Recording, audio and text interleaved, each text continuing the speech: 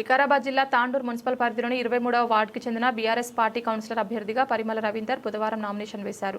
గతంలో కూడా 2 పర్యాయాలు కౌన్సిలర్గా గెలుపొంది ప్రజలకు సేవ చేసినట్లు గుర్తు చేశారు. 23 వార్డుకి చెందిన మహిళలు, యువకులు, ప్రజలు ప్రతి ఒక్కరూ తనను ఆదరించి కారు గుర్తుకు ఓటు వేసి తనను గెలిపించాలని పరిమళ రవీందర్ ప్రజలకు విజ్ఞప్తి చేశారు.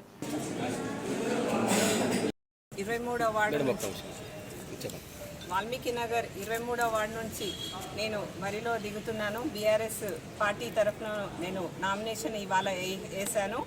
ఇంతకుముందు కూడా గతంలో 2005 నుంచి కూడా పోటీ చేశాను. 2 టర్ములు గెలిచేసి మొన్న 2019లో ఒక టర్ము పోవడం జరిగింది. ఇప్పుడు మళ్ళీ కూడా నేను నా కుటుంబ సభ్యులైన వాల్మీకిలు మరి మా సోదరులందరూ కూడా మా వాల్మీకి నగర్లో ఉన్న వాళ్ళంతా పెద్దలు, చిన్నలు, అక్క చెల్లెళ్ళు అందరూ కూడా మాకు ఇక్కడ నుండే నిలబడాలని కోరినందుకు మరి మేము ఇక్కడ నుండే మళ్ళీ కూడా ఈ 23వ వార్డు నుండి కాంటాక్ట్ చేస్తున్నాము. నా ప్రజలంతా కూడా నన్ను ఆదరించి నాకు ఓటేసి బీఆర్ఎస్ పార్టీని కారు గుర్తుకేసి గెలిపించాలని నా ప్రజల్ని కోరుకుంటున్నాను.